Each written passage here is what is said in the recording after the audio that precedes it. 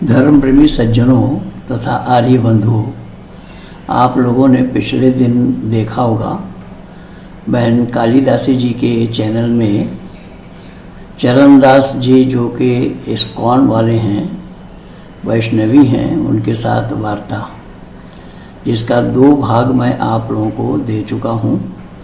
आज उसका तीसरा भाग आप लोगों के सामने प्रस्तुत करने जा रहा हूँ। विचारणीय बात क्या है वो आप लोगों को निर्णय लेना है कि सही क्या और गलत क्या है। सत्य को धारण करना और असत को छोड़ना ये मानवता है। इसलिए उसी मानवता के रक्षा के लिए आप लोग भी ज़्यादा से ज़्यादा वीडियो को सुन करके सत्य और असत का निर्णय लें और असत का बहिष्कार करें, सत्य का समर्थन करें।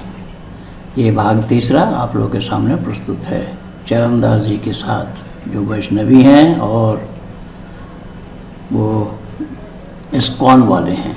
इस्कॉन वालों की मान्यता क्या है और वैदिक मान्यता क्या है, दोनों का भेद मैं आप लोगों को खोल खोल करके बताना चाह रहा हूँ कि जिससे कि मानव समाज अंधकार से प्रकाश की ओर आए। सुनिए इस तीसरा नंबर के भाग को। तो धर्म की परिभाषा जो भगवान ने दी है उसे हमें स्वीकार करना होगा। अलग अलग समुदायों ने, अलग अलग पंथों ने अपने अपने फायदे के लिए धर्म की अलग अलग परिभाषा बना दी है। और ये सारी धर्म की जो परिभाषाएं हैं ये स्वार्थ पे आधारित है।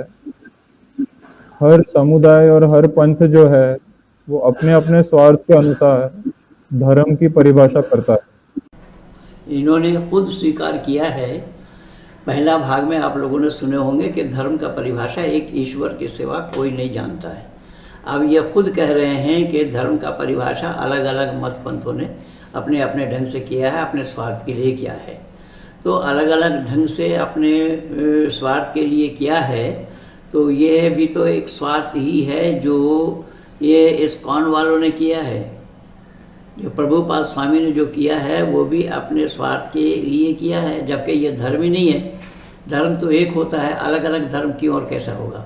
इन्होंने खुद अपनी ज़ुबान से स्वीकार किया है कि अलग अलग धर्म नहीं है, ये सब मत पंथों ने अपने स्वार्थ के लिए किया है। इन्होंने खुद स्वीकार किया है। आगे सुनिए वो क्या और बोल रहे हैं।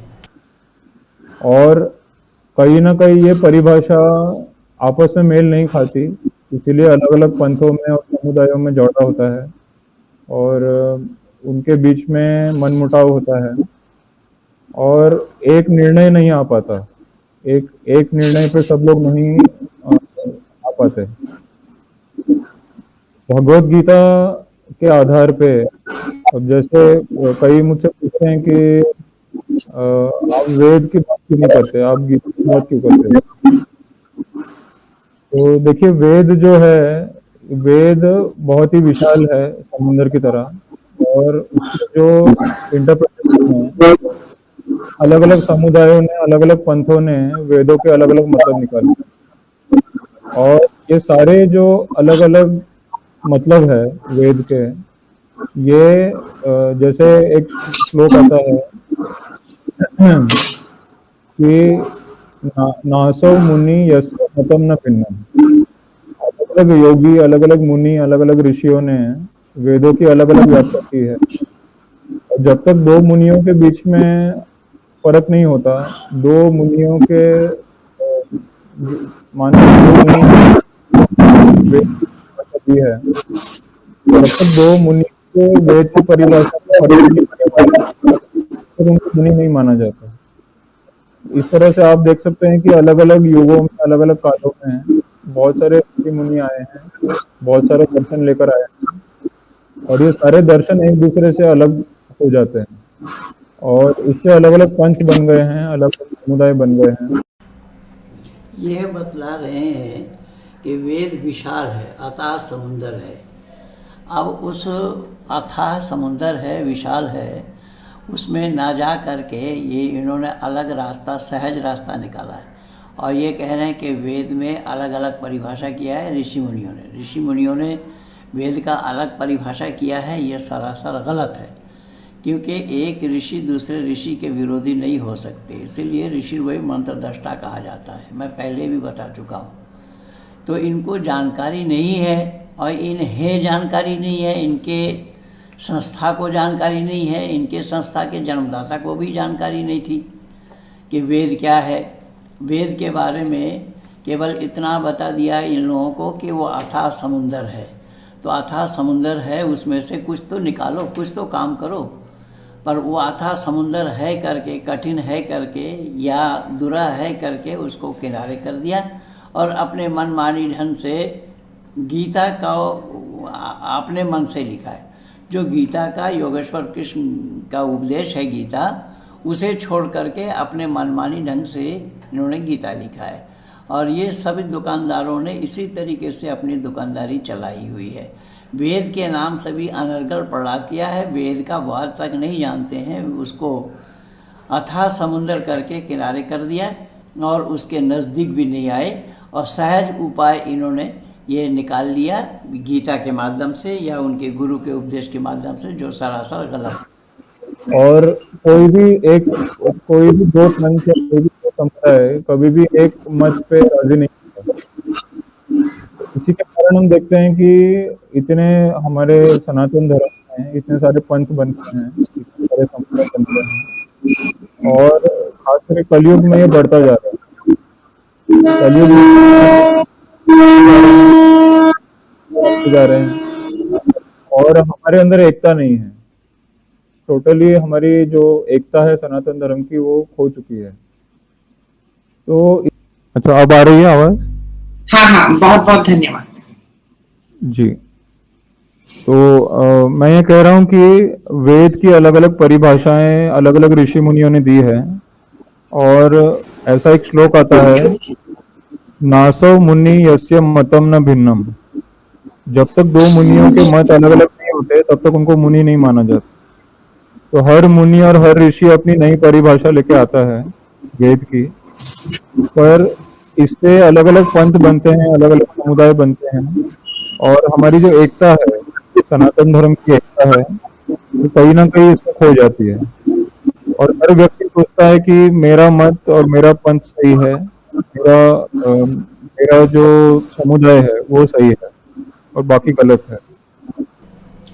इन्होंने वेद के बारे में जो वक्तव्य दिया है वो बिल्कुल गलत है। एक तो बताया कि वेद अथाह है और वो संभव नहीं है, तो इसका मतलब ये तो वो बंदर और अंगूर वाली कहानी हो गई कि जब बंदर को अंगूर हाथ नहीं लगा तो उसने बता दिया खट्टी है। तो इन्होंने भी तो ठीक यही किया है कि उस वेद के नज़दीक गए बिना, वेद के नज़दीक आए बिना, वेद को पढ़े बिना उसको अंगूर खट्टी है कह के छोड़ दिया है। और ये कह रहे हैं कि हर ऋषि मुनियों के वेद के भाषा अलग है, हर मुनि ऋषि मुनियों ने वेद का अलग अलग अर्थ किया है। ये सही नहीं है। वेद का अर्थ अलग अलग किया है जो वाम मार्गियों ने किया है। बाकी शायन, माइदर, अव्वट और मैक्स मुलर आदि लोगों ने जो वेदभाष किया है वो ऋषि मुनि नहीं थे। ऋषि मुनियों के वेदभाष अलग हो ही नहीं सकता है, क्योंकि ऋषि वही होते हैं, ऋषि वही मंत्र दृष्टा। ऋषि मंत्रों के साक्षात्कार करने वाले हैं, दृष्टा हैं, इसलिए ऋषियों के अलग अलग अर्थ नहीं होंगे। अलग अलग अर्थ लोगों ने अपने उद्देश्य की पूर्ति के लिए, जैसे वाम मार्गियों ने ही भाष्य किया है और उसी आधार पर ये चाहे वो मैक्स मुलर हो, शायन हो, माइदर हो, अव्वट हो, ये जितने भी भाष्यकार हैं उन सब ने अलग अलग मत किया है। ऋषियों के मत अलग नहीं है। ऋषियों के खिलाफ, ऋषियों एक दूसरे के खिलाफ नहीं हो सकते। तो सच क्या है हमें जानना पड़ेगा, हमें तहकीकात करनी होगी। हम अपनी जिम्मेदारी को तो निभाएं कम से कम। अगर हम अपनी जिम्मेदारी को निभाएं या निभाते होते फिर ये बात ही ना आती कि किसी के अलग किसी के अलग। तो हमारे पास जो विलक्षण प्रतिभा संपन्न परमपिता परमात्मा ने हमें बनाया है, हमारे पास विवेक और बुद्धि परमात्मा ने दिया है, उस विवेक और बुद्धि को हमें काम में लगाना चाहिए। उस विवेक और बुद्धि को काम में लगाए बिना हम अंगूर खट्टी है कह के हम अपने को किनारे कर लिया, तो ये सरासर वेद विरुद्ध है और ये सरासर मानवता के भी विरुद्ध है। इसलिए हम मानव तभी कहला सकेंगे जब सत्य को धारण करेंगे और असत को छोड़ देंगे।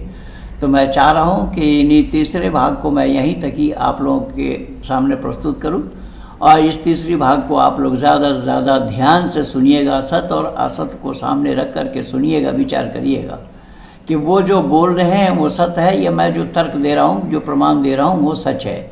मानव मात्र के लिए सत्य को धारण करना और असत्य को परित्याग करना ये मानवता है।